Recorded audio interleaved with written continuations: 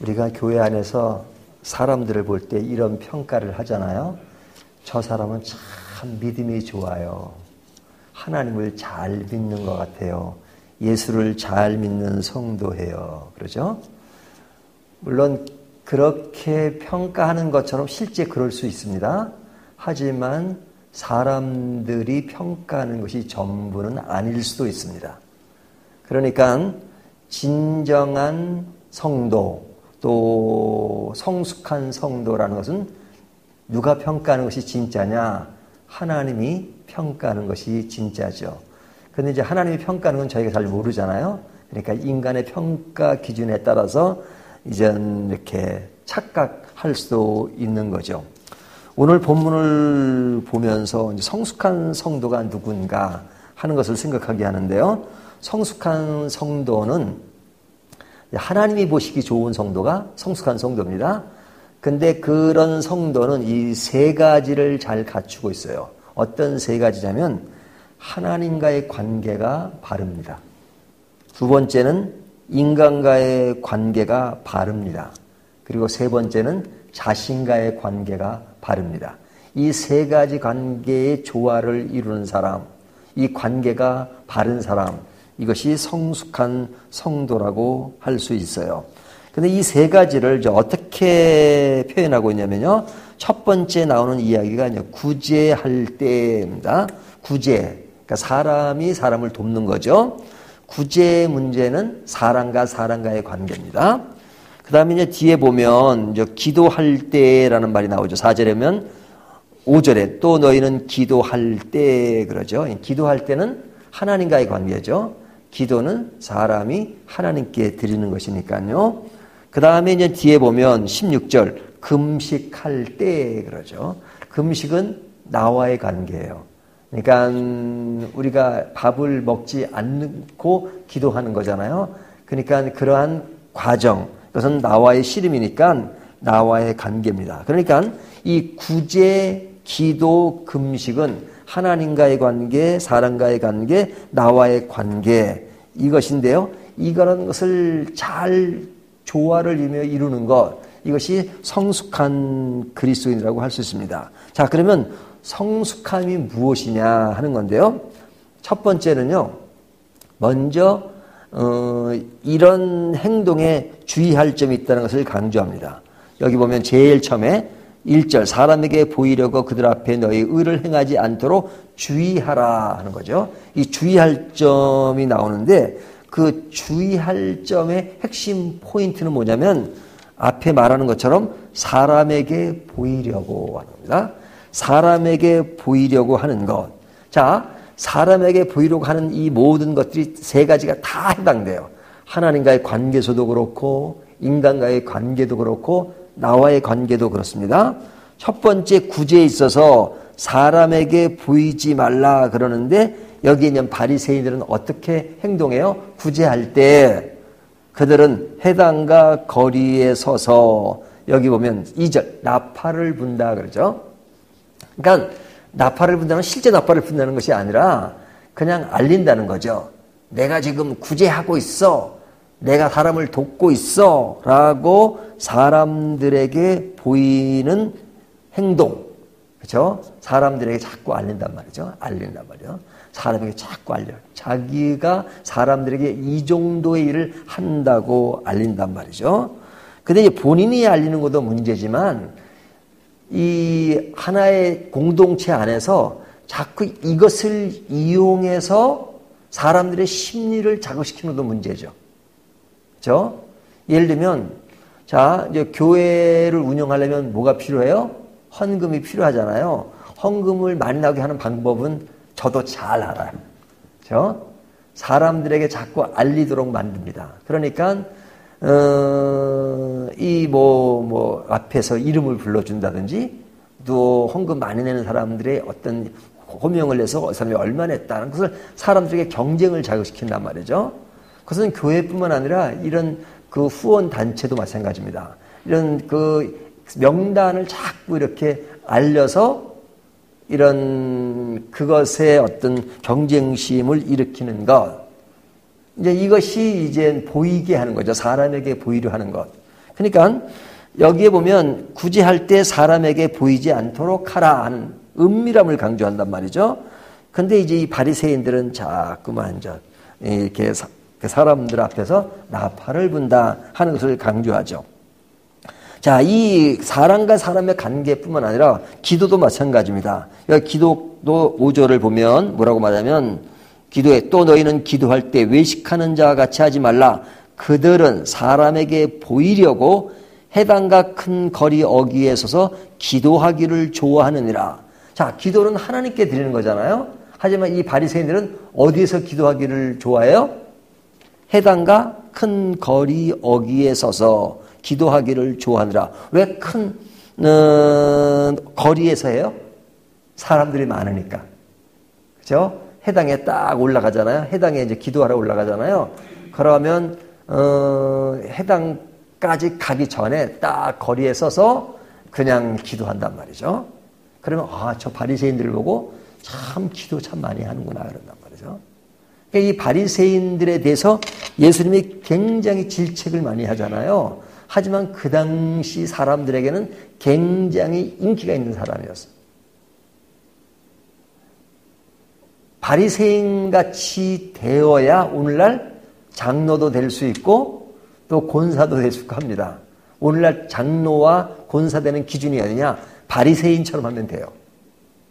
그러니까 이 바리새인이 그 당시에는 사람들에게 굉장히 좋은 신앙인으로 어필이 됐단 말이죠. 하지만 예수님은 그들을 질책하는 것이 많잖아요.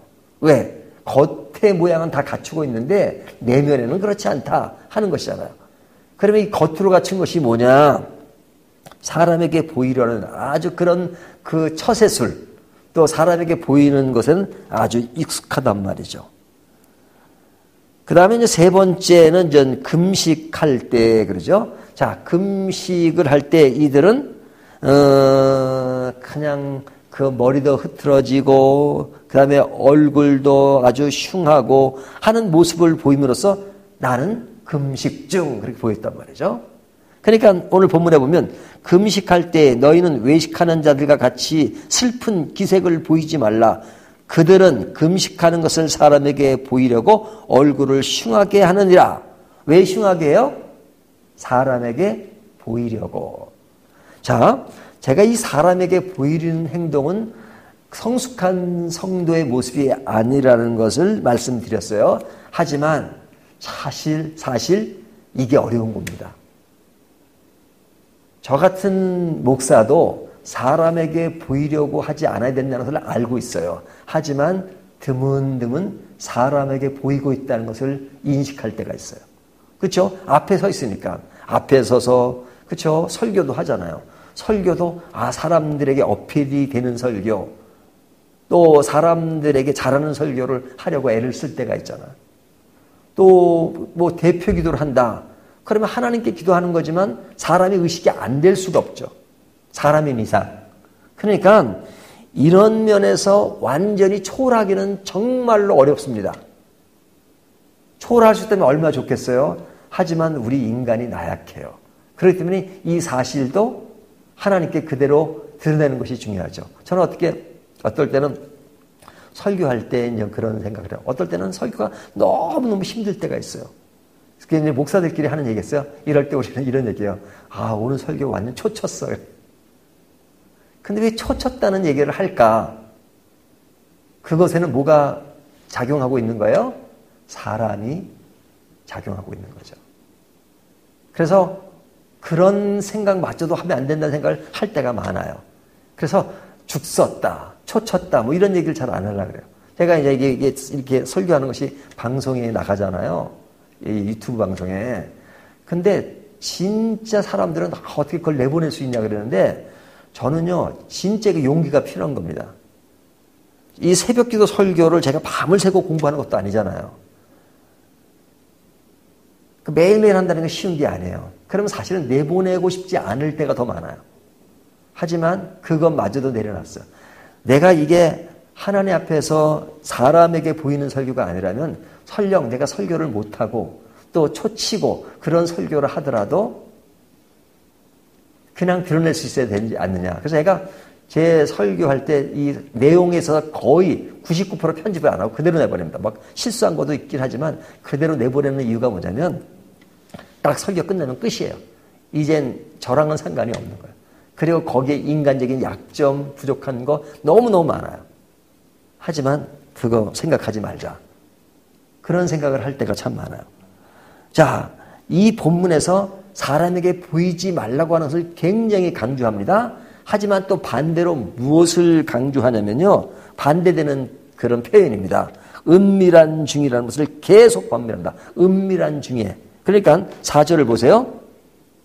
4절을 보면 내 구제함을 은밀하게 하라. 자, 구제함은 사람과의 사람과의 관계요. 은밀한 것을 강조하죠. 또 기도는 하나님과의 관계입니다. 하나님과의 관계를 표현할 때 뭐라 그래요? 6절 보면 너는 기도할 때 내 골방에 들어가 문을 닫고 은밀한 중에 계신 내 아버지께 기도하라. 은밀한 중에 보시는 내 아버지께서 갚으시리라. 은밀함을 강조하잖아.